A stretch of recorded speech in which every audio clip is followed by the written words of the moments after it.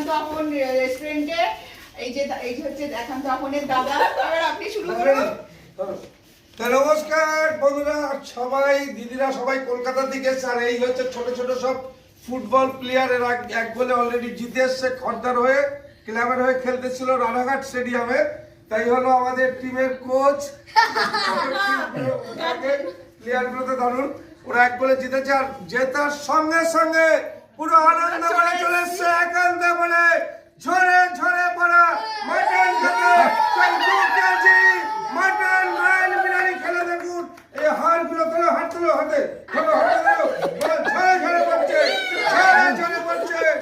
2 KG run এক গোলে হারিয়ে চলে এসছে একান্ত বলে 2 কেজি মাটন রান খেতে।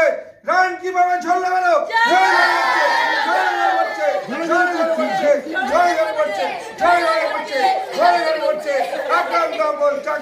শুধু ঝরে ঝরে পড়বে। হ্যাঁ।